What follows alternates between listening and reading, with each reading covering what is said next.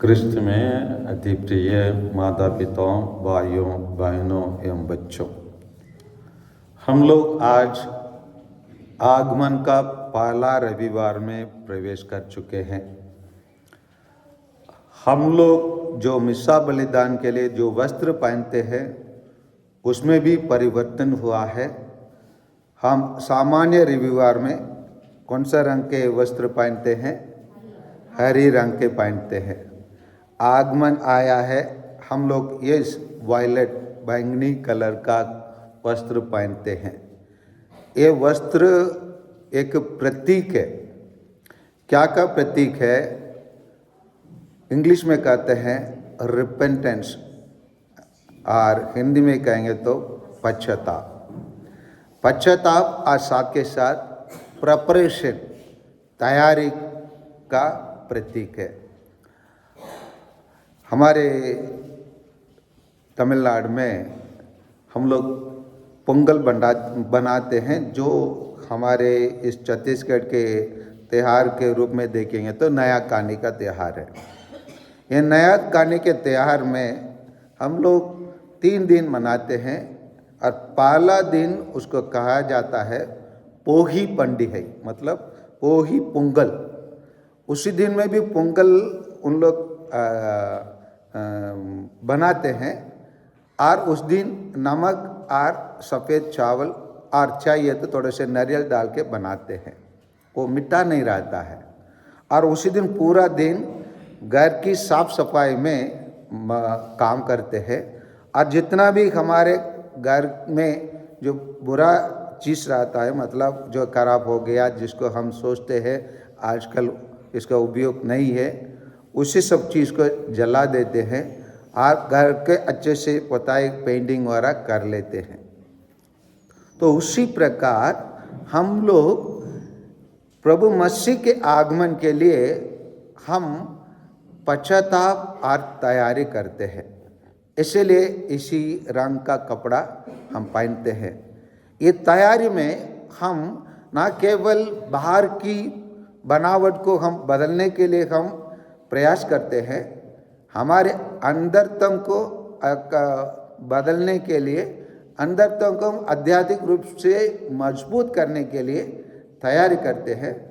हमें ऐसे तैयारी करने के लिए लगभग 4 सप्ताह मिलता है। ये 4 सप्ताह में पहले 2 सप्ताह हम लोग जैसे प्रभु यीशु ने कहा और अन्य नबी लोगों भी भविष्यवाणी किए, और प्रकाशना ग्रंथ में भी बताया जाता है। उसी को हम अंग्रेज में कहते हैं परोसिया। इसका मतलब होता है सेकेंड कमिंग, प्रभु यीशु का दूसरा आगमन। इसलिए पहले 2 सप्ताह में जो भी पाठ हमें दिया जाता है वो विशेषकर प्रभु यीशु का दूसरे आगमन के बारे में मनन चिंतन करने के लिए दिया जाता है।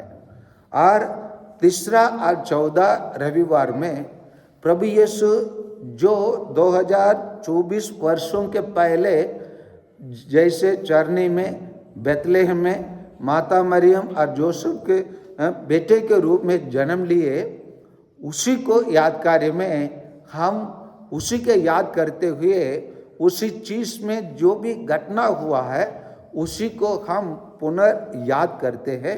और उसी में भी हम देखेंगे तो वहाँ पर भी ईश्वर अपने तरीक़ा से जो जिस प्रकार अपने बेटे को इस धरती में भेजना है, उसी के आधार पर विभिन्न लोगों को तैयार करता है। जैसे एलिजाबेथ ज़करिया को तैयार किया नहीं किए उन लोगों को, और उसी के बाद यूहन्ना बपतिस्ता को जन्म लेने दिया, है ना, ताकि वो अग्रदूत बनकर प्रभु यीशु का रास्ता तैयार कर सके। फिर माता मरियम सेंट जोसेफ को तैयार किए।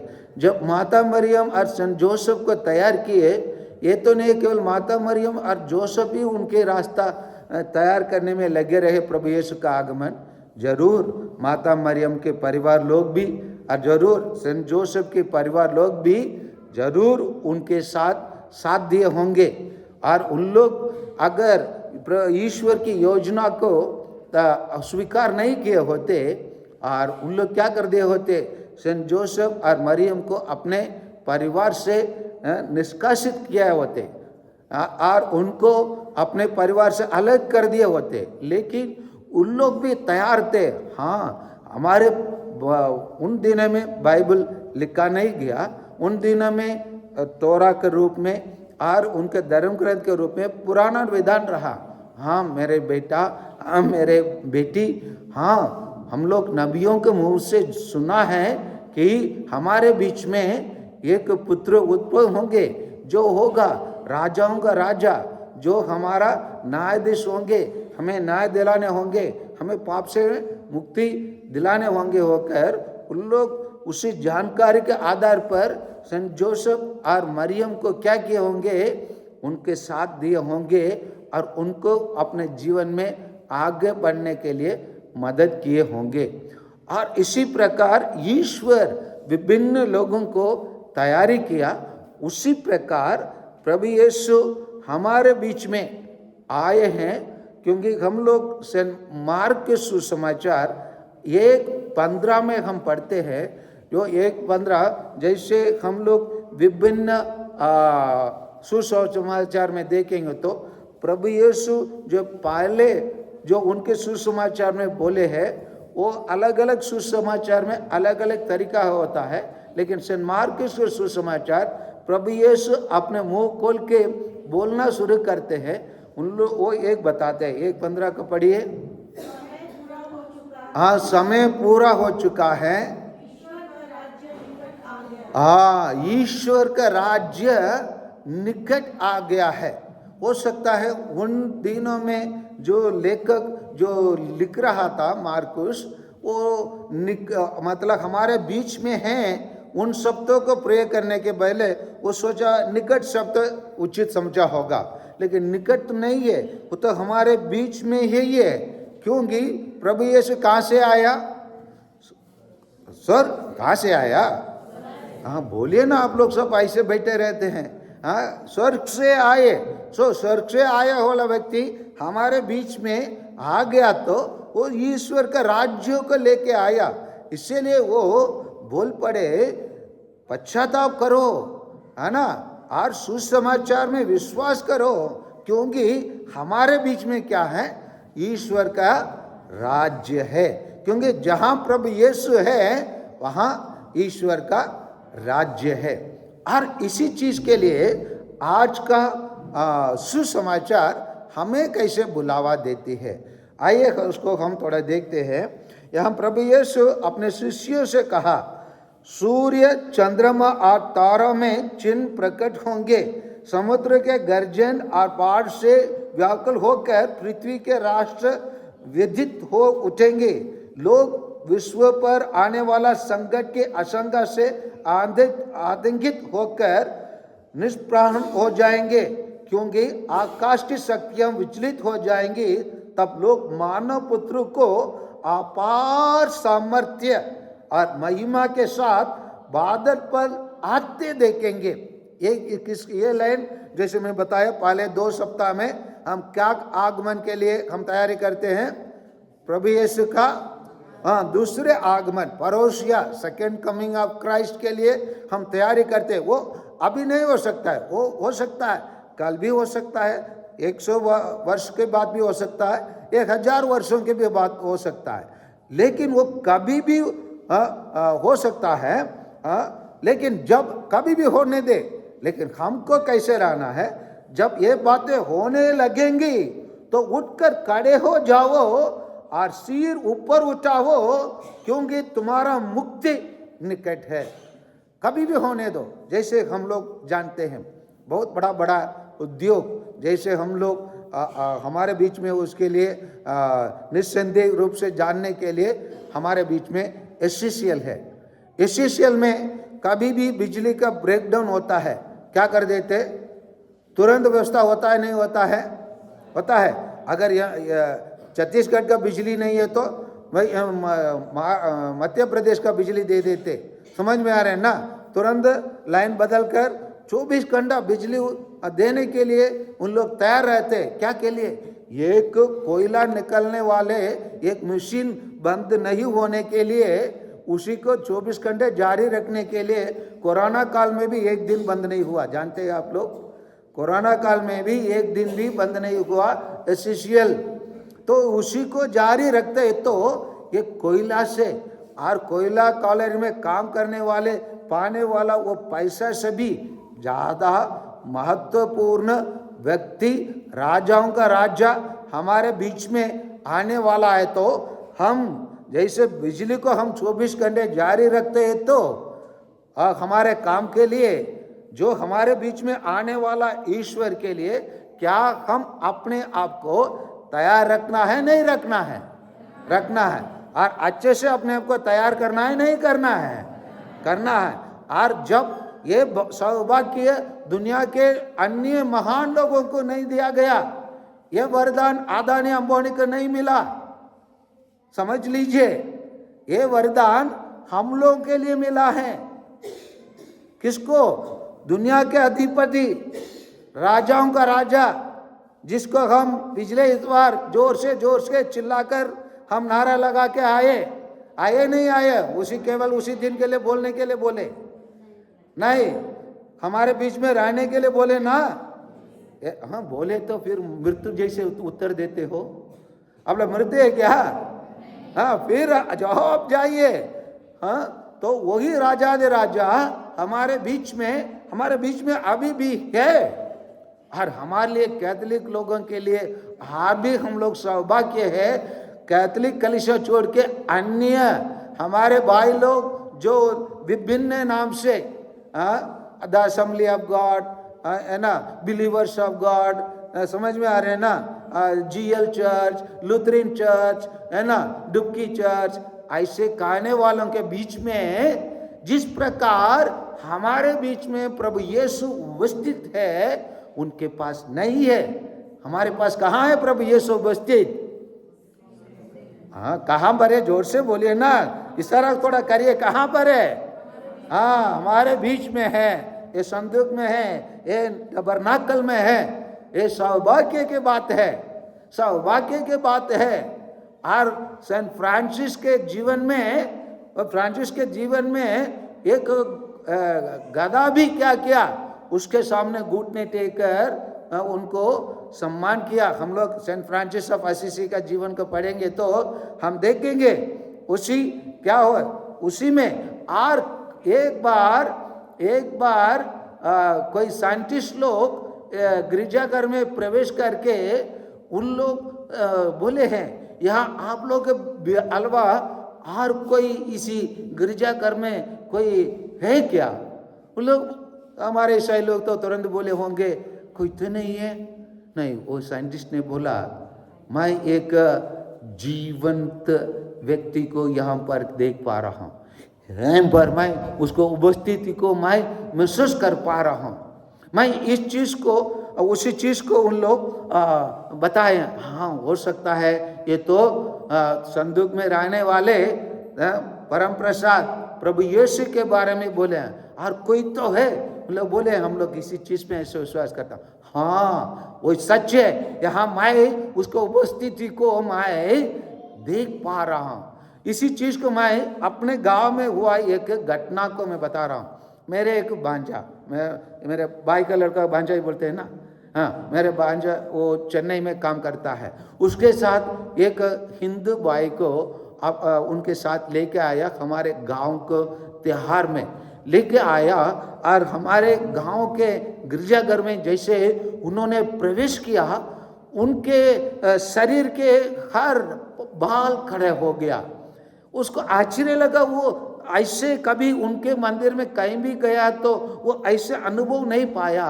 वो बोल उठा मैं कुछ अजीब चीज़ महसूस कर रहा हूँ, मेरे शरीर में कुछ हो रहा है, मेरा शरीर के सभी बालों खड़े हो गया, ऐसे क्या है? और उन्होंने बताया, और वो बोला हम लोग जब गिरजाघर में प्रवेश करते हैं, हम लोग उसे टबरनाकल के सामने है ना, संदूक के सामने हम लोग सिर झुकाते हैं। और उन्होंने भी सिर झुकाया और उनको भी कहा आप भी सिर झुकाइए बोल के। वो जैसे सिर झुकाया, उनको हाथ सिर को माथे पर छूने जैसे उन्होंने मैसेज किया। और उसी वक्त तुरंत घोषणा किया, इसी गिरजाघर के लिए मेरे को कुछ करना है। आप लोग बताइए, कुछ भी बताइए, मैं उसको करने के लिए तैयार हूँ।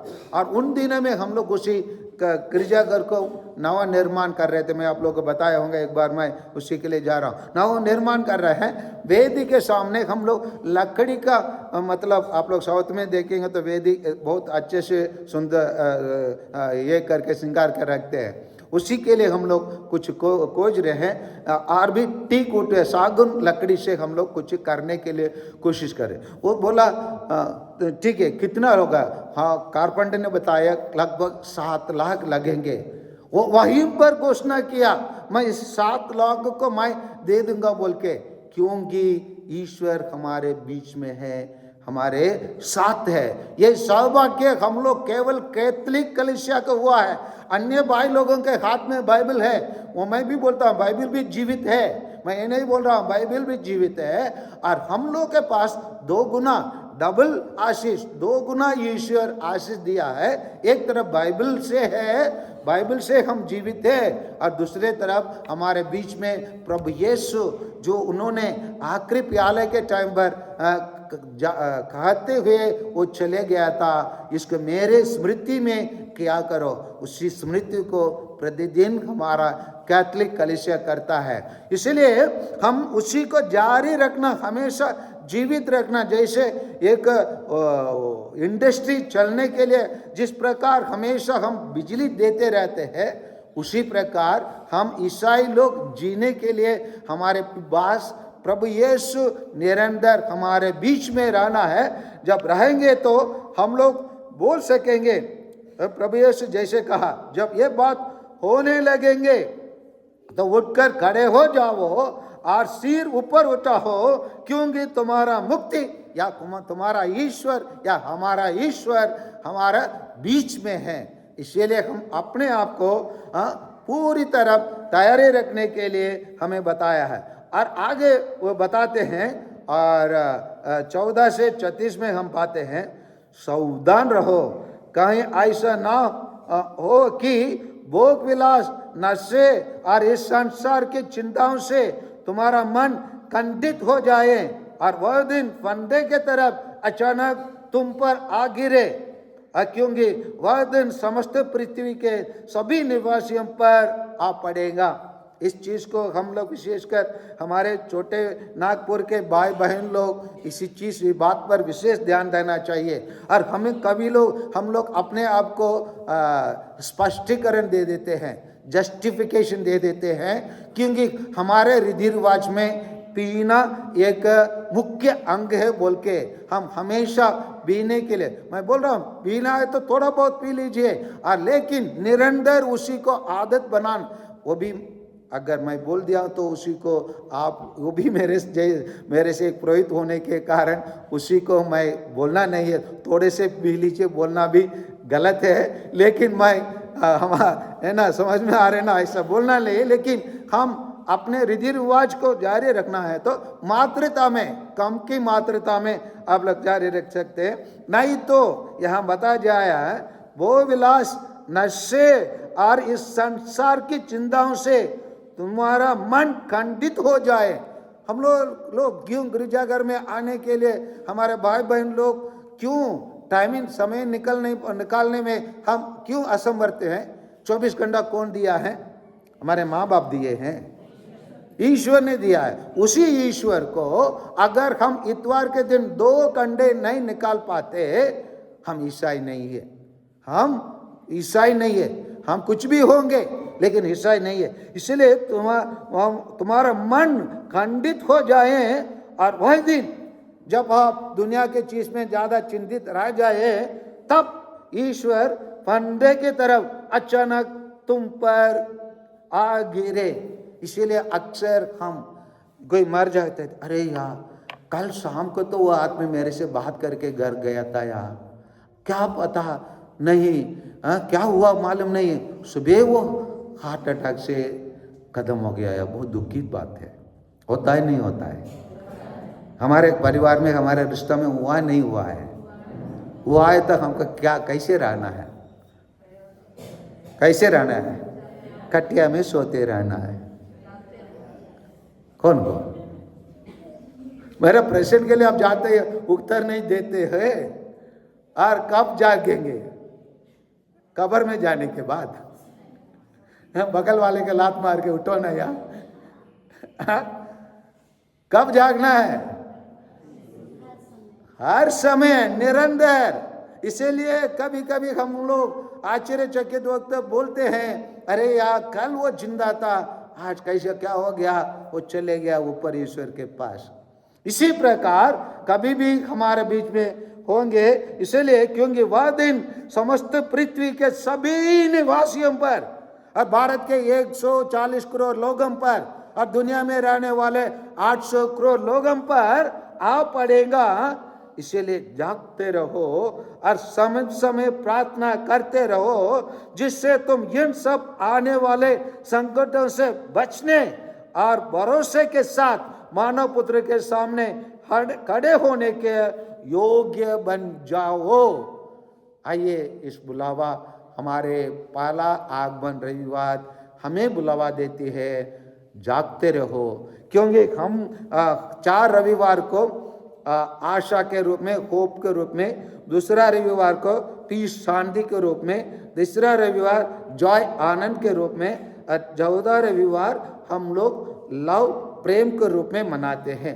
ये पहला रविवार हमें आशा के रूप में, तैयारी के रूप में, प्रिपरेशन के रूप में हमें बुलावा देती है कि उसी आगमन के लिए जो प्रभु यीशु दूसरे बार आने वाला है, उसी के लिए हमारे बीच में अभी बाइबल के रूप में और हमारे बीच में परम प्रसाद के रूप में हमारे बीच में प्रभु यीशु अभी विद्यमान है।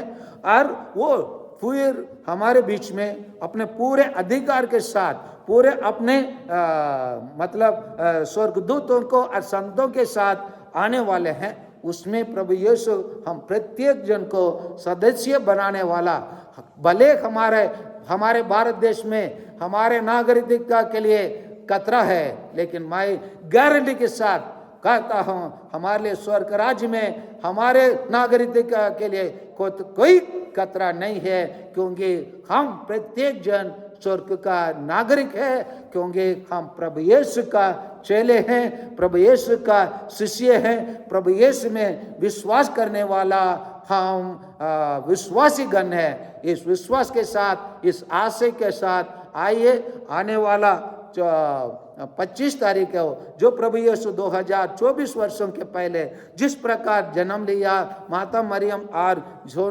जोसेफ के बीच में, उसी प्रकार हमारे परिवार में, हमारे हृदय रूपी मंदिर रूपी हृदय में प्रभु यीशु जन्म लेने के लिए हम अपने आप को पूरी रूप से तैयारी करें। आमीन।